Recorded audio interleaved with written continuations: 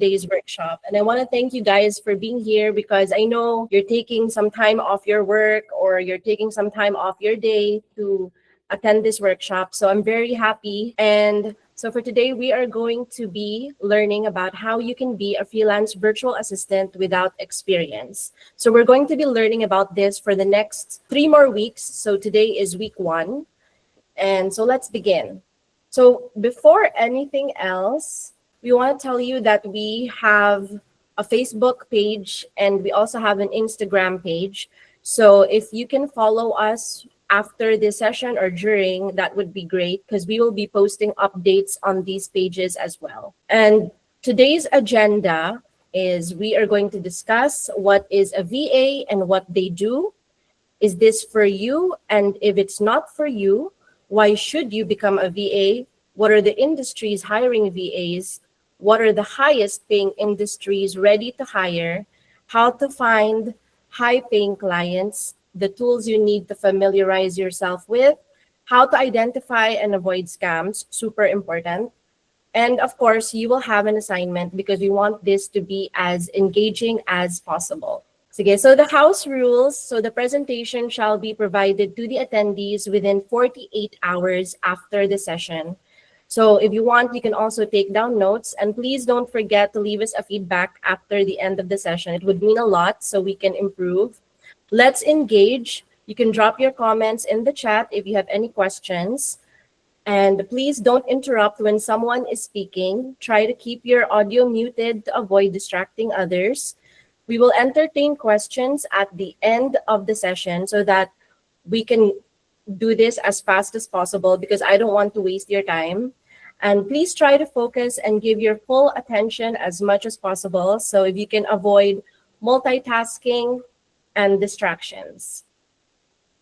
Okay, and then as a little bonus for everyone who's attending today, if you stay through the end, you're going to get access to our free 100 places to find freelance or full-time job opportunities. So this will be a sheet where you can find all the websites that are hiring right now. So if you're on the lookout for a job opportunity, to go to one of them, you're going to find something that is looking for the skills that you have to offer. Okay, and one more very important thing, we are sending emails to everybody who signed up for this workshop, but I also understand that not everybody gets it in their primary inbox. So if it ends up in promotions or spam or your social tab on your Gmail, please hover over the latest email and drag it to your primary tab. So this is called whitelisting email so that you can get our emails and it won't end up in your spam or promotions folder because we are going to be dropping bi-weekly a list of job opportunities that you can apply for. So if you're subscribed and you're not getting our emails, you might miss out on that. And the other way to also whitelist our emails is to add both these email addresses to your email app as contacts. So the first one is support@freelancervirtualassistants.com, and the second is hello@freelancervirtualassistants.com.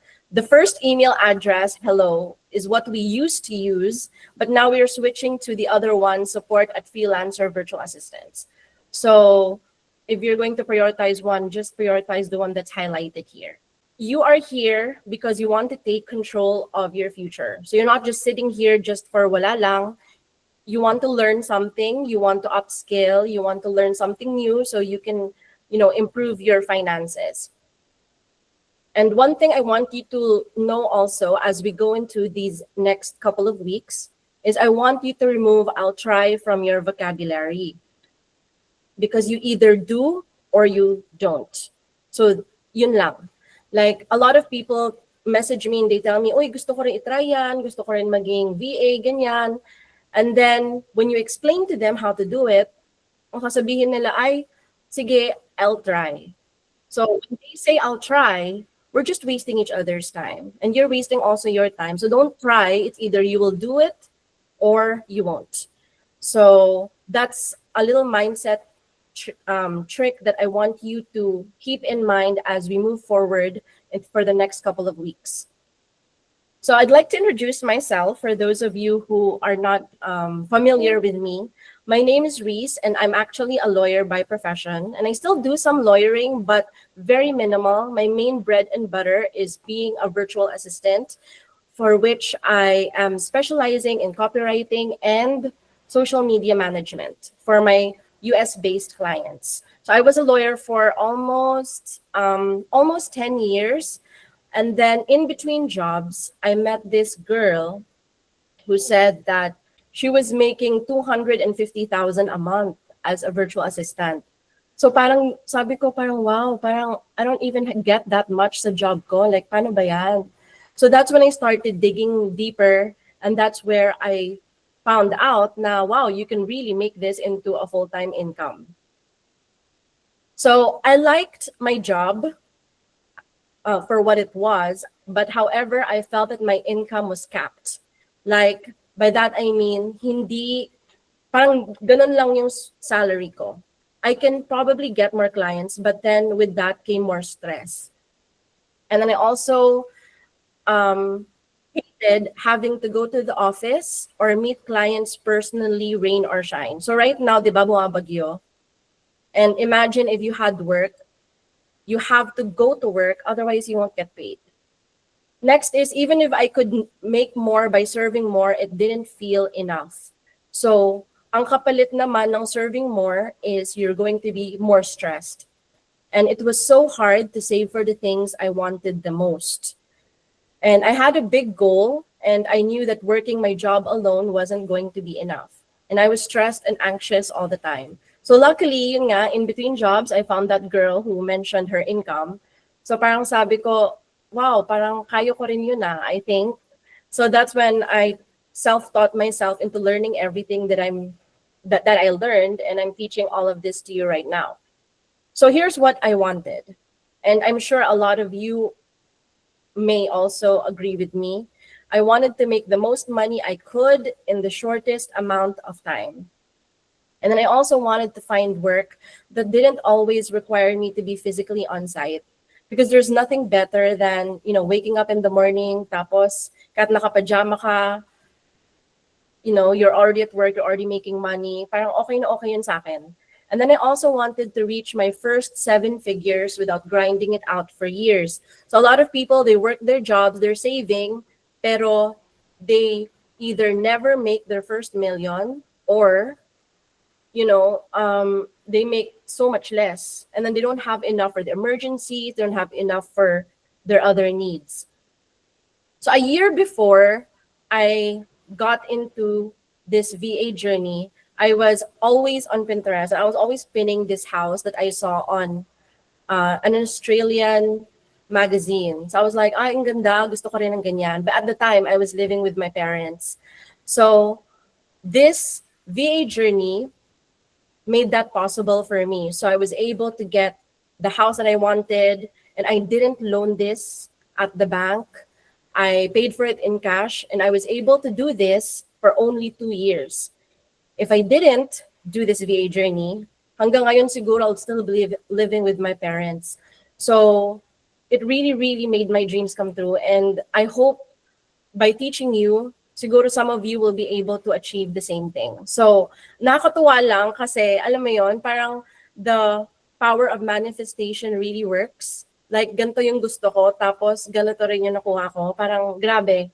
Grabe talaga. Like I hope most of you in this call, you believe in the power of manifestation. Like what you believe, you can really achieve it. You just have to be relentless talaga.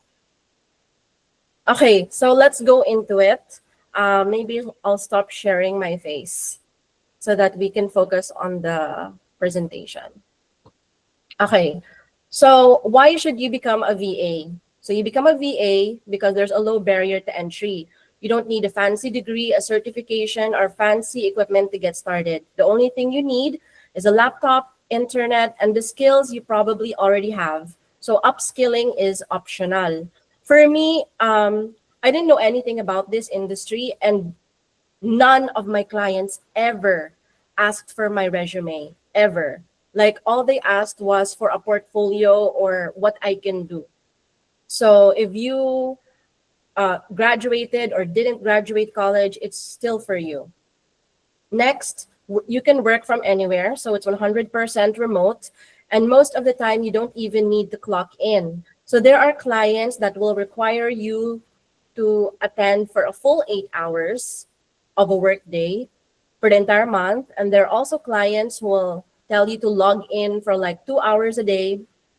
And there are also clients, like my clients now, they don't require me to work hours. All they require is masubmit ko lang yung project. Okay, so that's the best option. And it's also very in demand. So imagine, ang dami-daming tao sa mundo, and there are thousands of businesses, especially small ones, that need help with admin, tech, and creative tasks. So the VA industry is always growing because everyone needs support, but not everyone can hire full time. So if you are in the US and you want to hire help for your business, a lot of them have to worry about, kaya ba ng business ko na bayaran tong taong to? What with the cost of living sa US? So ang ginagawa na lang nila, nag-outsource na lang sila sa mga Pinoy or sa mga people from other lower income countries. Tapos nakakatipid sila, or feeling nila mas nakakatipid sila. And then, of course, there's the income potential. So this is what I love the most about it. Like, your income is never capped. By capped, ibig sabihin, wala siyang limit. So kung hindi enough sa'yo yung $200, $500, pwede ka mag 1,000. Then kung okay ka na sa 1,000, pwede ka mag 2,000, mag 3,000, and so on. So your income is never capped. And then once you specialize and you build credibility, your rates can increase. So for example, if you're a social media manager, which is one of the things that I do now, you can make $1,000 per client per month. And then at some point, maybe you can add more clients kung kaya ng powers mo. For me, at one point, I was handling 8 clients a month. So, and then I would get, para hindi ako ma-overwhelm, I would get other people to help me do the work. Okay, so next is, there's so much room to grow. So being a VA is often a gateway to other opportunities like project management, digital marketing, operations, or starting your own agency. For me, while I didn't go into starting my own agency, I was able to help a lot of people also make extra income here and there. And then two of my biggest opportunities that I ever landed was, I was able to work with the Selling Tampa cast sa Netflix. It's a real estate show.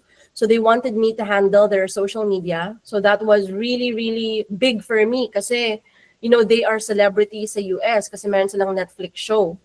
Tapos I also got to work with, if you're familiar with Nickelodeon, Keenan and Kel, they had a show called All That on Nickelodeon in the early 2000s. I was able to be a guest speaker for young actors and actresses in the United States who were going to launch their careers on Nickelodeon. So I was able to give them a talk about how they can also grow their social media accounts. So that was very cool kasi, 'di ba, parang you're just somebody from the Philippines, tapos here you are, you're giving talks to celebrities, you're giving talks to people who may be future actors and actresses, you're working with an actor, 'di ba? It's an amazing feeling talaga. Okay, so let's talk about if this is for you. So this is for you if you're a student or fresh grad or you're in between careers. Like me, this is how I found this. I was in between careers. And then you're a stay-at-home parent, or you just want to make money part-time, or you're a corporate professional and you want to take control over your time. This is not for you if you want fast money without effort. Because this is something that you have to work. Diba? May work involved. Hindi siya get-rich scheme. I'm not telling you na magiging millionaire ka na bukas. So, it's something you have to work towards. So, if you get your first $300, you're going to get your next 500. If you're going to get your next 500, you're going to get your next 1,000. If you're going to get your next 1,000, you're going to get your next 5, next 10. Ganon. Diba? You have to work for it. Next is, you hate learning new tools. So, there are a lot of AI tools right now and a lot of other tools. Kung ikaw yung tipong tao na, di ko na alam eh. Tapos, yun na. Tapos na, di ba? Parang hindi ka na mag-e-effort na aralin. So just think about it this way. Dati hindi ka naman din marunong mag-Facebook, pero ngayon marunong ka na. Dati hindi ka na marunong mag-email, pero ngayon marunong ka na. So the VA industry is not any different than that. Diba? Everything can be learned. Everything is learnable. Next is you need someone to always tell you what to do. So a lot of the clients, they hire you for two main reasons. Number one is they want you to make them more money. Okay? You're going to help them make more money. Number two is they want to save time. So, kung lagi kang humihingi ng instructions na hindi ka self-starter, why would they bother keeping you or why would they bother hiring you? So una, siguro, like you would expect some training, pero like if you always need instruction to do something, it's not for you. Next is you don't like communicating. This is a big one because a lot of people, a lot of my US clients, some of them who hire Filipino VAs, some of them complain na bakit gano'n, nagbayad na ako sa VA na yon and then I trained her for one whole day, tapos biglang hindi na lang siya nagpakita.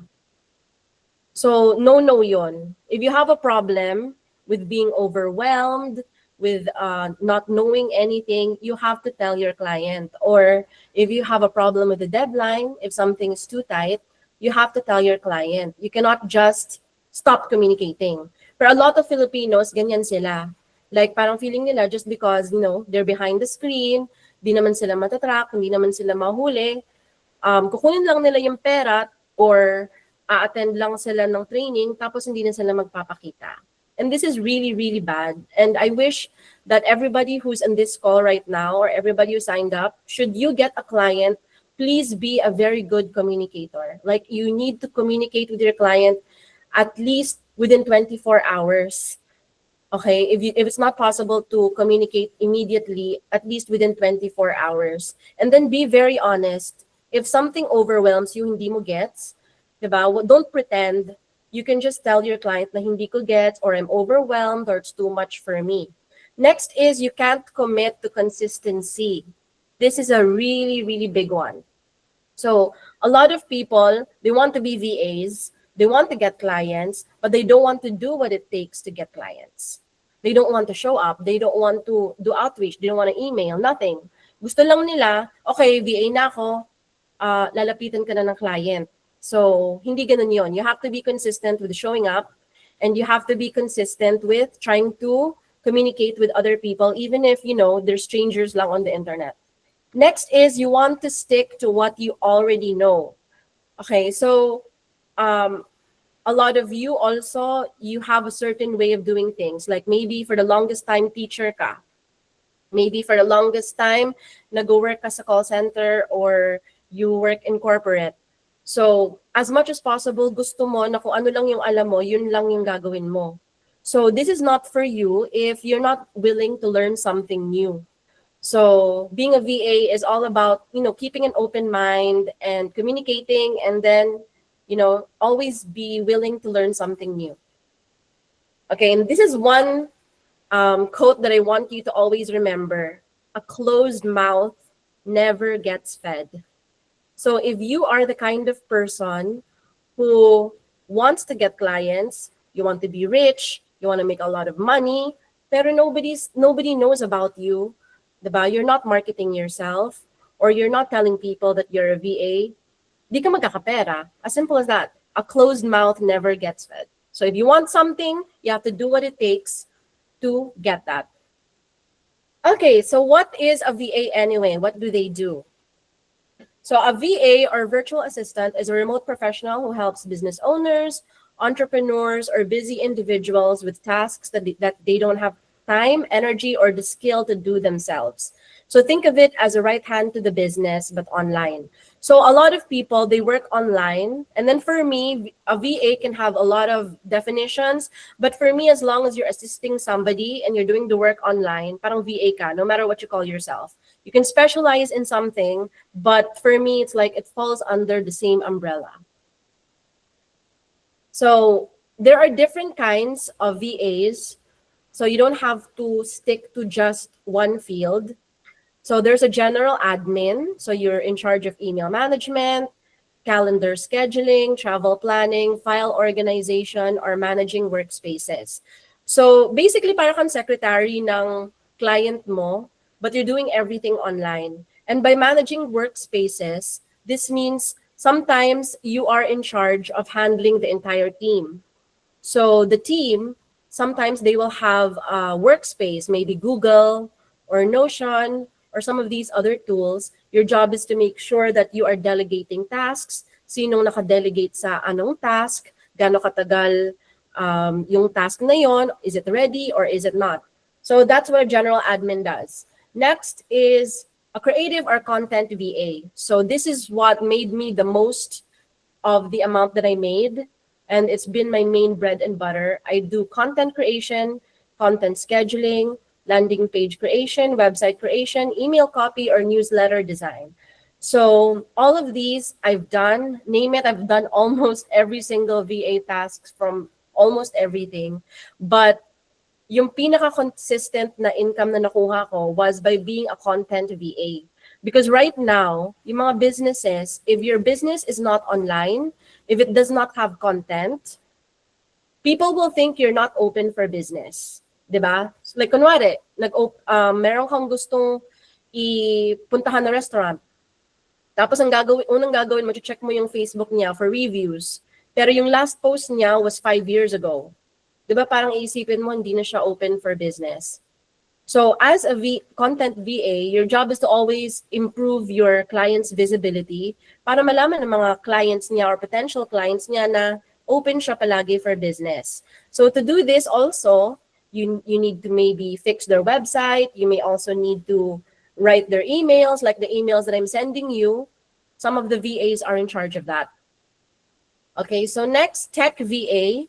You're setting up CRMs, customer relationship management systems. So some clients, meron silang entire system or a tool that they use to get clients, get their clients' emails, get their clients' details, tapos lagi nilang i-email or i-text. So parang Shopee. Like Shopee, once you sign up sa Shopee account, diba they will have your email, they will have your phone number. Tapos once in a while or almost every day, makakakuha ka ng mga emails or texts. So Shopee has its own CRM. They have their own customer relationship management system. So next is you also do file organization and systems, and then you also have the funnel building and management. So funnel building, for those of you who don't understand what a funnel is, it's like a website that will get as many leads as possible. And then some of them will turn into clients and some of them won't. They call it a funnel kasi shape siya as a funnel, yung concept niya. So sa top of the funnel, malaki yung bunganga, madami kang leads doon. Tapos paunti na ng paunti when you are undergoing the sales process. So that's funnel. So you may be in charge of building the entire system for that. Next is a research VA. You do data entry or internet research. And then also there is customer service VA, where you will do customer support.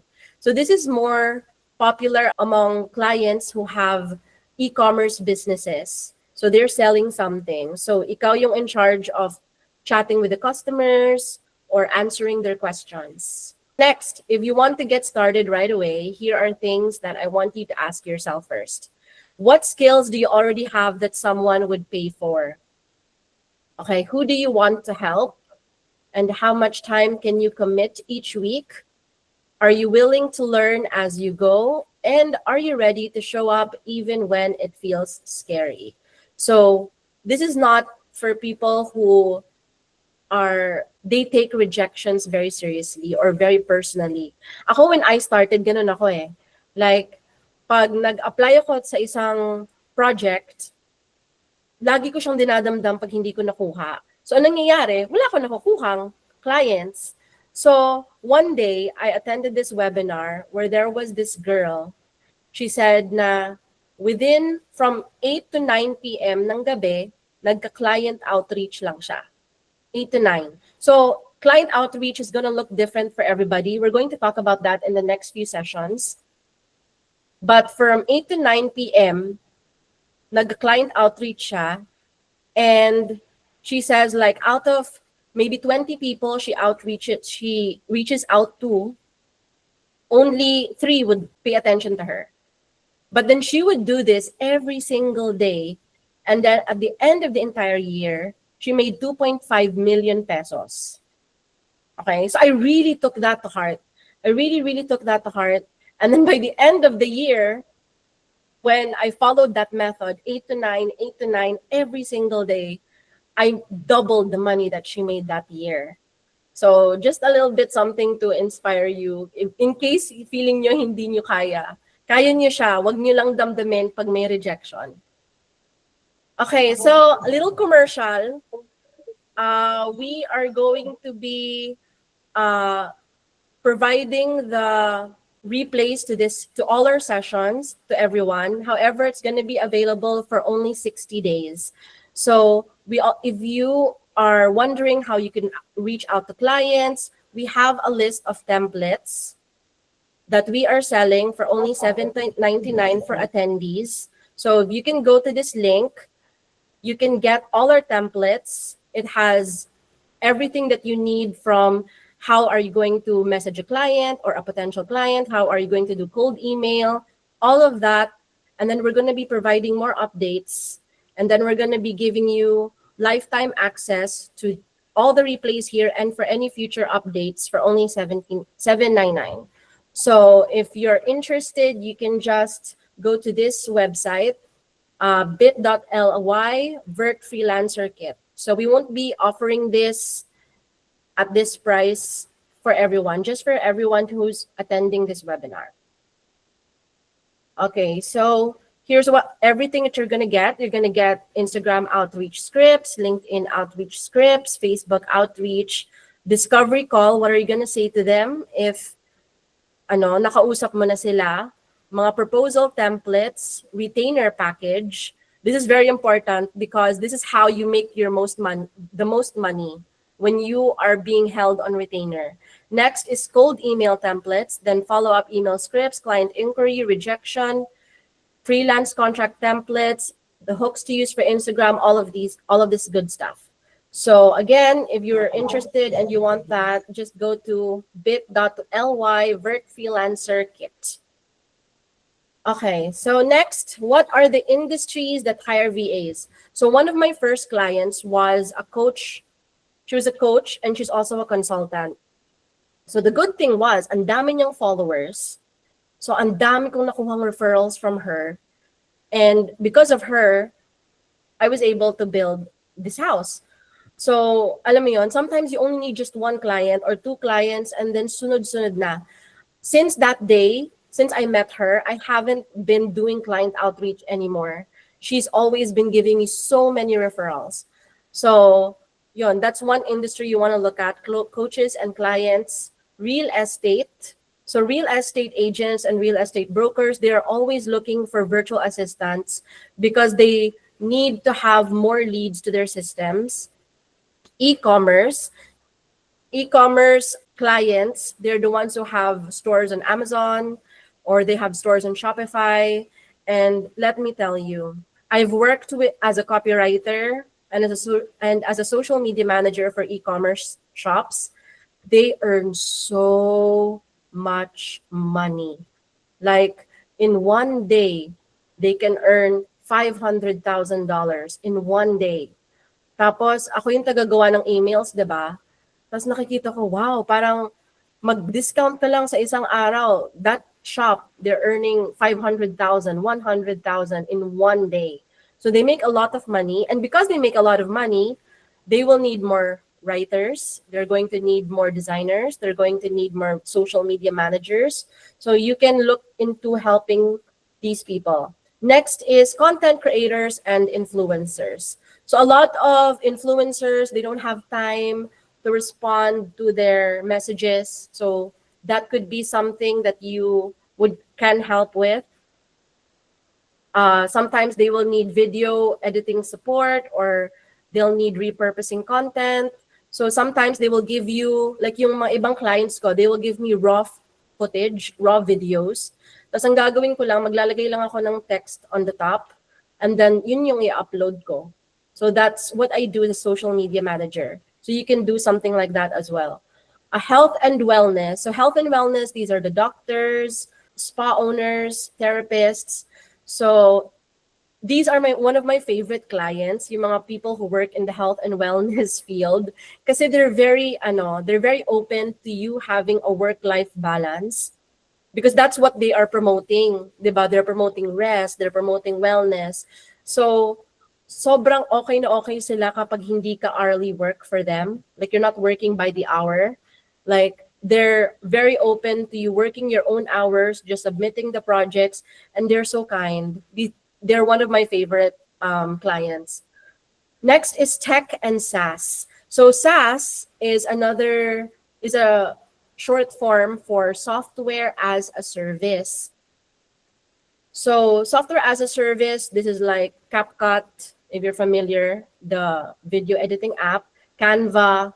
So some of these companies, they need more people to subscribe to their service. So for that to happen, they're going to require more customer support, more email support, all the back end stuff.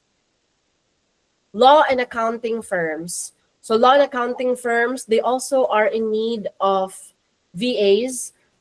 In fact, on LinkedIn, there is this Filipina VA. Nakita ko, she's making 90,000 pesos every month by being, basta nagmamanage lang siya ng mga legal documents for the lawyer. So she's making that much every month. And all she does is just organizing the files, labeling them, but she makes 90K. So that's one niche you may want to look into. Next is event planners and wedding professionals. So this includes photographers. So some photographers, they take a lot of photos. They don't want to have to organize them into folders. So ikaw as the VA, ikaw na yon, or ikaw mag-client follow-up, ikaw mag-follow up sa mga vendors. And then there are education and online course creators. So this is one of my favorite niches if you want recurring work, if you want retainer clients. You look for somebody who is an educator online, meron siyang course, tapos nagbebenta siya sa mga students. Because their business is always recurring, as long as it's successful, they will always hire you because they will always need help. So if you're going to go into the VA business, you will need to know how much can you make in the shortest period of time, right? So you are going to want to look for industries that pay the most. So in a nutshell, yun yung mga taong may pera. Okay, yun yung hanapin mo, mga taong may pera. Kasi ang daming mga taong nagki-claim na madami silang pera, pero kapag babayaran ka na, maliit lang. So, isang red flag yun na avoid people like that. If they are claiming they make $100,000 per month, and then they're paying you $100 a month, scam yun. Their earnings may not be even real. But tried and tested for me, the ones who are making money are people in the healthcare industry, especially if meron silang binibentang product. Also legal practice, lawyers, real estate agents, finance and accounting. And like I said, if you want recurring revenue, try aiming for content creators or online educators. A little commercial, either after the session or during the session, kung gusto niyo kaming i-support, please leave us a review at Freelancer Virtual Assistants. We have a page, and this is how our logo looks like. And then if you leave one, we are going to give you an e-certificate at the end of our 4 sessions. Okay? So next, where do you find these clients? Super important. We are going to go into how to actually attract them later on, but these are where you can find them. IG threads, Instagram threads. So your threads account is connected to your Instagram. So download the Threads app. And then if you type virtual assistant, 100%, you are going to find some job postings already. As in, I see them every single day. So yung diskarte how to attract them, maybe for another session na natin yon. but it's a gold mine talaga for VA opportunities. Next is Facebook groups. So this is where I got my very, very first client. She posted na she needed a Canva designer. And then instead of commenting on her post, like 100 people already did, ang ginawa ko, in-stalk ko siya sa Instagram. Tapos dahil ako lang yung nasa Instagram, siya lang, dun niya lang ako na-replyan, and then she hired me right away. So I do this for a lot of my potential clients. I stalk them first, I check their job post, tapos ini-stalk ko sila.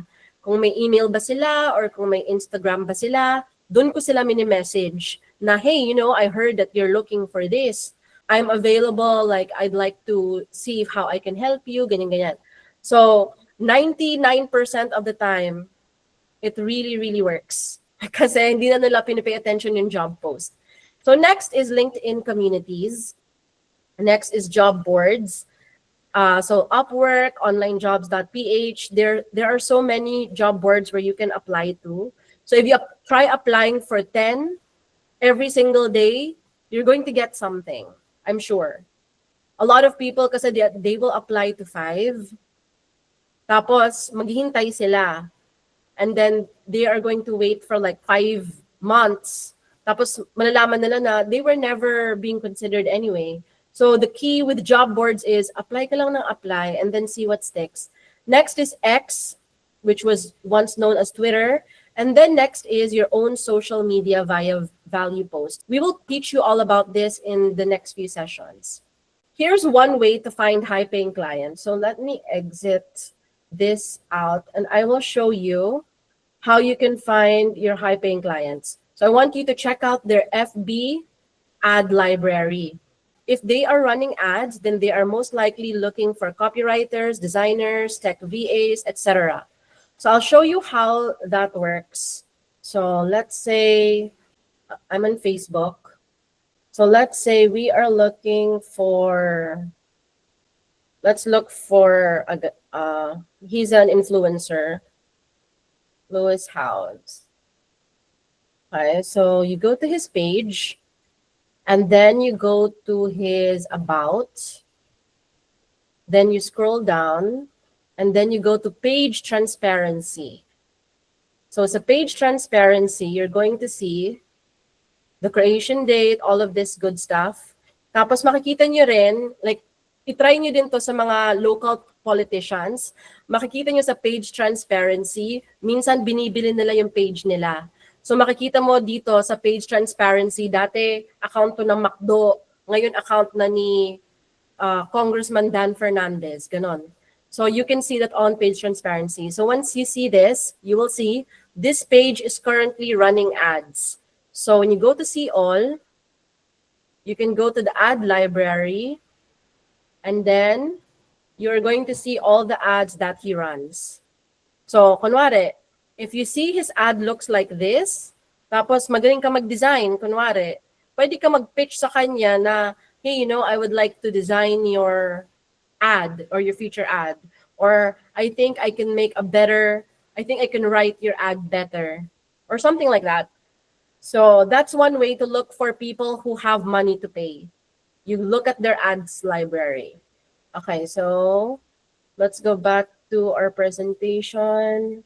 Okay, so next, I'm going to introduce my partner, Rika. She's going to be the one presenting next. Okay, so Rika, I'll stop sharing for now. Ikaw na muna mag-share. So hi guys, I'm Nika. So I've been a VA for 3 years na. So becoming a virtual assistant changed my life. The best talaga for me, working with international clients. So isa din nung may isang client na I work with Reese. So we work on her YouTube channel. So yun talaga yung for me na na-enjoy ko sa pagiging VA. Yes, nagkakaroon ako ng client kahit anong bansa. May client ako na from UK, US, Australia. At meron din ako na yung client na from Europe. So, kung gusto mo talaga nakakilala ka ng madaming tao or nagka-client ka, international man yan or local. So yeah, ma-recommend ko talaga maging VA. So first, kung gusto mo mag-start as VA, meron tayong basic equipment lang. So, computer or laptop. So, isa sa ma-recommend ko, kung nag-start ka pa lang, wala ka pa namang client, hindi mo naman need ng high-end na laptop or computer. Mostly kasi yung iba, ginagawa, isip nila, mag-VA ako. Dapat bibilhin ko ng computer, yung mamahal agad. Like, mangungutang sila, ganun. Tapos, na-realize pa nila na ilang months na hindi pa sila nagkaka-client. Kaso, nangutang sila para mabayaran yung computer. So, pinaka-the best talaga dyan, kahit basic lang equipment mo, pero makakaroon naman siya ng apps or tools na need mo.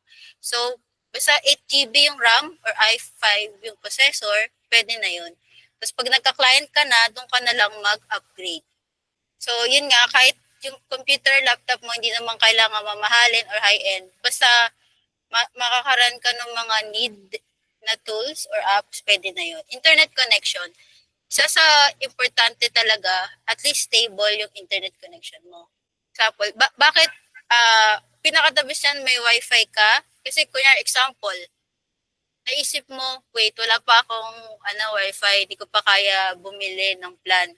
Sa internet shop muna or kaya gagamit na lang muna ako ng public wifi.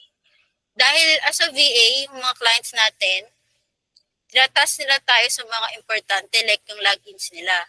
Kung gagamit ka ng internet shop, gagamit ka lang ng computer doon, tapos nakalimutan mo i-log out or kaya may nakialam, like bigla after mo may gumamit ng computer, tapos nakuha yung mga importanteng info about your client. So, importante talaga yan na may stable kang internet connection. Quality headset saka webcam. Headset, kahit di naman kailangan mahal. Kasi may yung mga Jabra, medyo mahal. Pwede naman kahit yung sa mga Shopee lang na maganda yung reviews, basta noise cancelling siya. Para pag nag-usap kayo ni client, maintindihan nyo ang isa't isa. So, sa workspace, yun. Katulad din ng computer, hindi naman kailangan na sobrang ganda ng workspace mo, yung parang nakikita mo sa Pinterest, na mamahalin lahat ng items, mga equipment. Yun, example, so nakikita natin, may manok, may umiyak na bata, may aso, tapos may mga marites sa labas. So, yun, kaya sabi ko, importante yung workspace natin. Yun, big no talaga yan. Lalo na pag kunyari kakausap mo si client, biglang nag-uusap kayo na importante, tapos biglang ang ingay sa labas mo, or sa bahay mo, dami. Kasi minsan tinatanong nila yan na parang, I remember yung client ko, nagbi-meeting kami, tapos bigla yung aso ng kapitbahay, biglang tumawal-tawal, tapos tinanong niya, sa'yo ba yung mga aso? Ganun. So, importante talaga, kung makakita ka ng kahit sa isang space lang na di ba ingay na makakagawa ka ng trabaho mo yun, okay na yun. So yan, scams to avoid. Pwede ka naman talaga makita ng client kahit saan. Yung mga freelancing sites, FB. So, isa talaga yan as a VA, lalo na pag nagsisimula ka pa lang, may encounter mo mga scams. Kasi eager ka, di ba, mag-apply kung saan-saan. So yan, isa identity theft. May job post, nakita mo yung scammer, di ba, nag-usap na kayo kasi nag-apply ka na. Magpe-pretend siya na hiring manager. Tapos bigla, napansin mo, wala pa, di ba, parang nag-usap pa lang kayo. Biglang nanghingi na siya agad ng personal info. Like, ano daw bank account mo kasi bibigyan doon daw sa inyong sahod, nanghingi ng mga ID, mga valid ID, hingi ng mga passport mo. Red flag yun. Kasi sa umpisa, hindi ka pa naman hired, di ba? Hindi pa naman kailangan na ng bank account mo para sa sahod or kung ano man.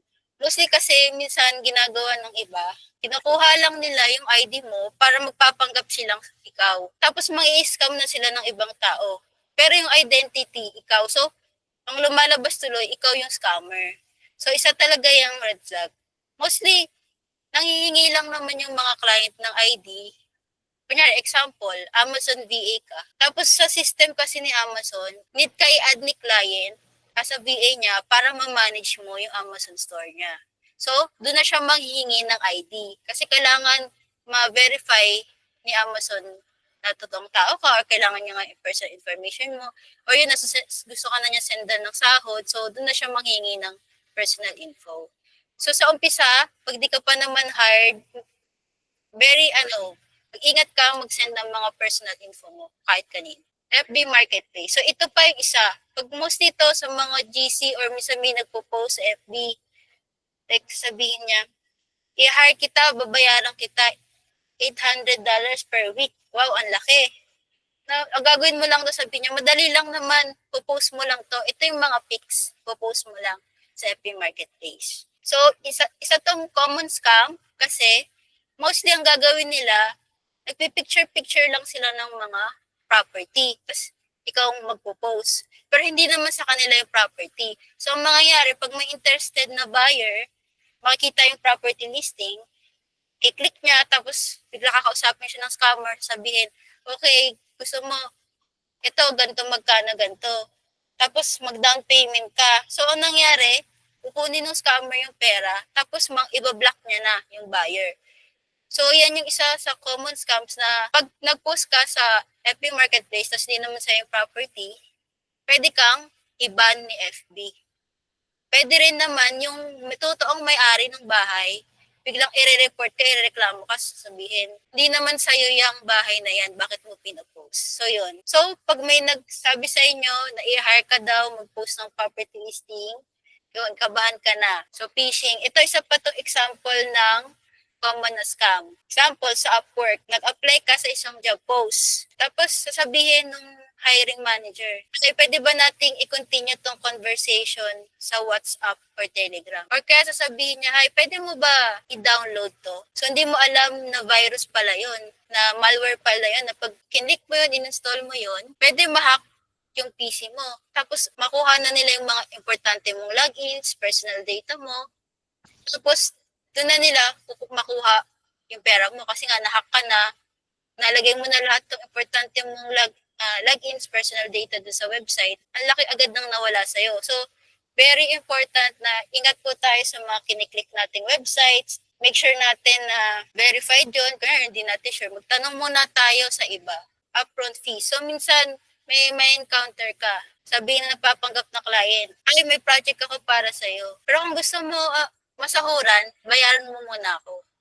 Parang sabihin, kung gusto mo mag-cash out, magbayad ka muna sa akin. Baka sabihin niya, bili ka ng ganito, ganyan. Don't worry, babayaran ka naman. Ma-reimburse ka daw, ma-refund naman, gano'n.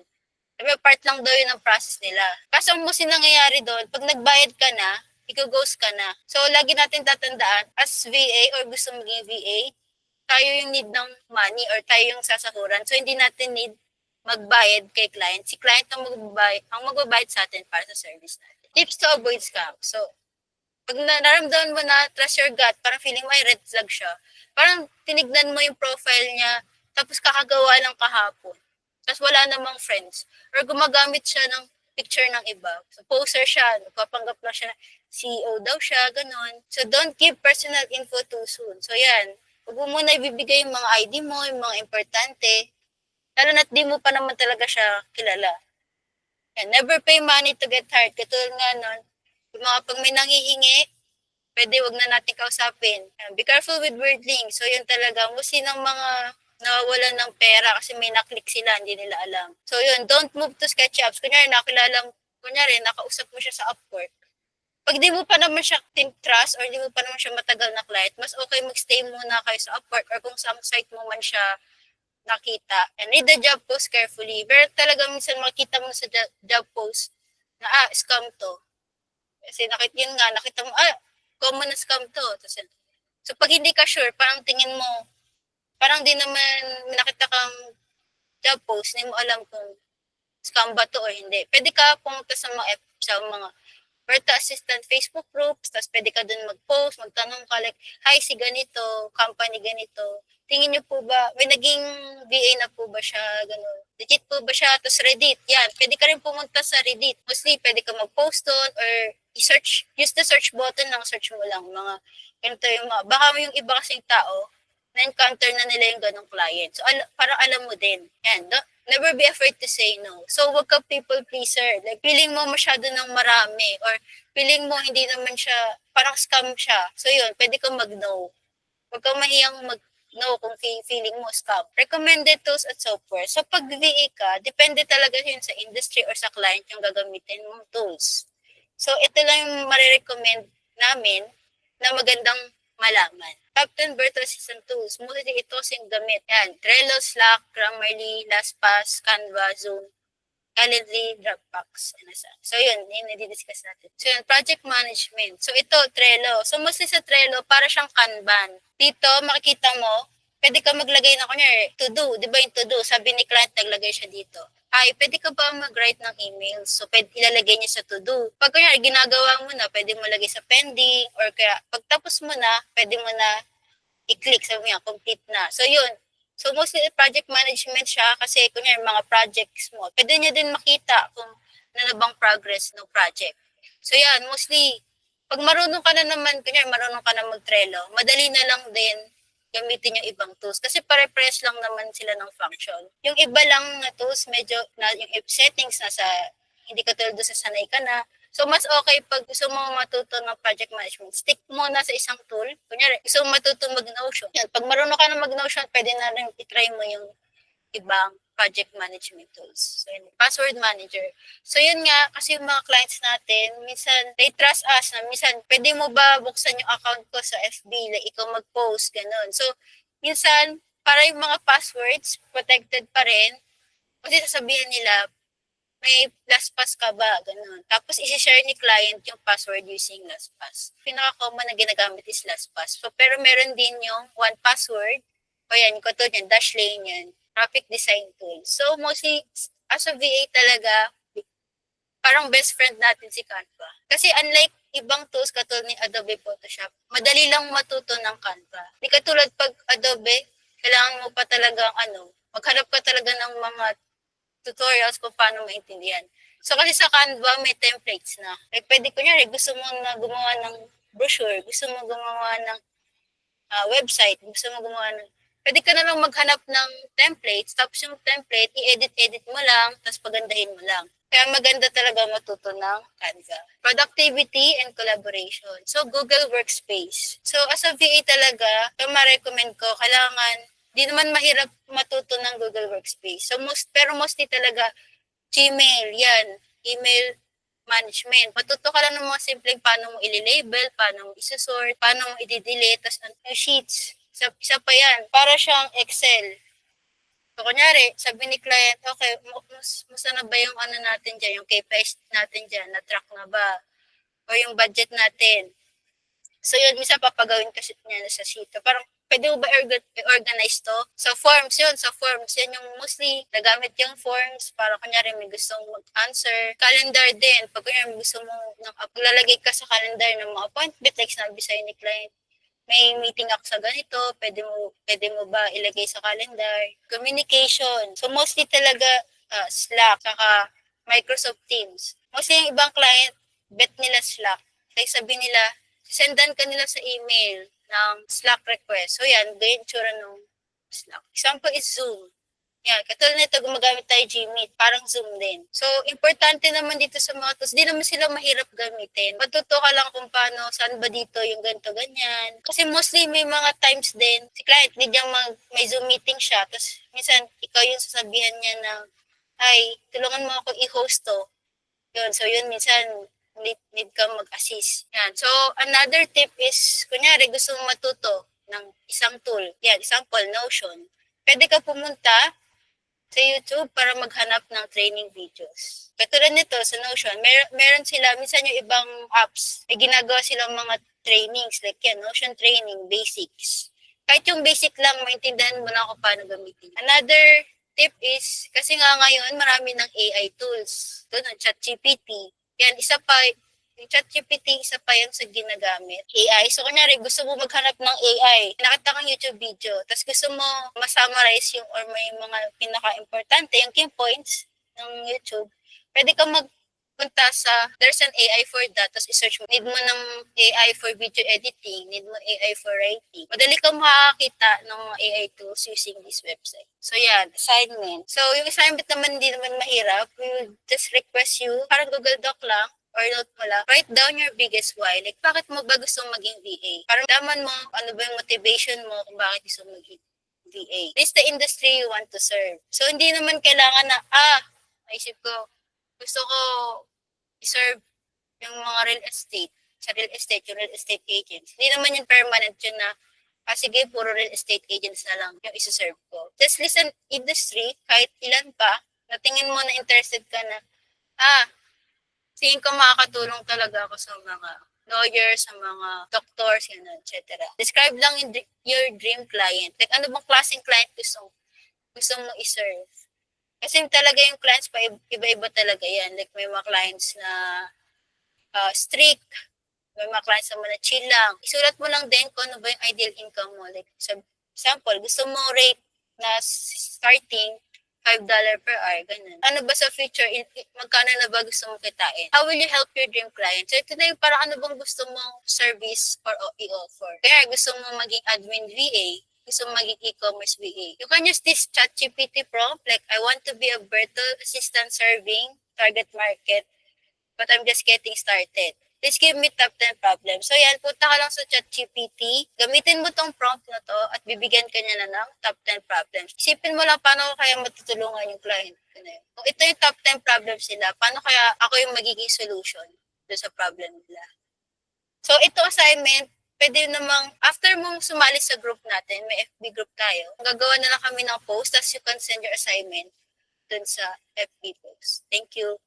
Ito pa isa pang ChatGPT prompt na pwede mong gamitin para sa assignment. So, virtual assistant, kung magkano ba gusto mong kitain, the service I want to offer is blank. Please give me a rates breakdown. Yan. Kunwari, ito yung, sabihin mo, gusto mo kumita ng 6 fix. So, ano ba yung breakdown nun? Like, parang, ano kaya yung rate ko? Ano kaya i-offer ko? Magkano ko ipa-price? So, this prompt will help you para ma-breakdown, paano mo ba ma-achieve yung income goals. So, yun. So, kung meron pa po gusto mag-avail ng Ultimate Freelancer Kit, nakapin po to sa chat box natin. But next week naman, yung pag-usapan naman natin is pricing strategies, how to get paid, paano ba i-optimize yung profile mo, how to create your portfolio, tas best tips on getting hired. Next week po sana nandito pa kayo para ma-discuss pa natin at saka makagawa kayo ng profile at portfolio. And so free 100 places. So thank you po sa lahat ng umattend. So as promised, makakuha po kayo ng free 100 places to find freelance and full-time job opportunity. Okay, so for this one, guys, kung if you really want a job right now, or if you really want to try your hand at this, you can try looking at these websites and then you can try applying, and then who knows, maybe makakuha ka dito. It's 100 platforms. So for sure, kung applyan mo yan lahat, meron ka makukuha na something. Okay, so we're open for any questions. If anybody has any questions, you can either drop it in the chat if you're too shy, or you can open your mic. Does anybody have anything to ask? Anyone? Yeah. Hi, Reese. Hello. Hello, Master. Yan. For the others lang din, what would you recommend, for example, because we have apps, right, na Canva and, for example, Slack, may mga premium, ano sila di ba? May mga premium subscription sila. So would you recommend them to get paid subscriptions already, or just work with the free versions? For me, based on my experience, if there is a client who prefers a certain project management tool, manggagaling naman yun sa kanila and also their pocket. And typically what we've seen na consistent na they get is Slack, Google Workspace, para may sarili kang email mo, like kunwari Hayes at paintworks.com or something na may domain na. So sila yung nagbabayad for that. But if you're going to have your own project management tool na personal, you can really do well already with the tools that you already have, like Google Or for me, we work on Notion, and I pay for that every year. I think I pay around 5,000 to 10,000 pesos every year for to use Notion as my project management tool. Like personal ko yun, hindi ko siya sinishare sa mga clients. Okay. Thanks. Thank you. Thank you. Any other questions? Okay. For Jean, we're going to, I hope I said your name right. We're going to drop the slides and the assignment also in Google Classroom. So lahat ng nag-sign up for this class, we're going to invite them to Google Classroom, and all the assignments will be there, also the slides. But you will only have access for 60 days, so 2 months before it expires, para makapag-take ka ng action, hindi lang, you attend and then you just forget about it.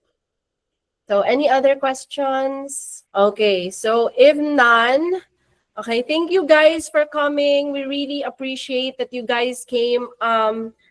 We would like to once again ask you to leave us a review at our Facebook page. And then we also have a Google form for if you have any more questions that you want us to answer, i-answer namin sa next sessions. So next session is going to be very exciting because it's going to be more hands-on. We're going to teach you how you can look for clients, get the clients, attract the clients, all that good stuff. If nobody has anything else, we will end this call already. So thank you, everyone.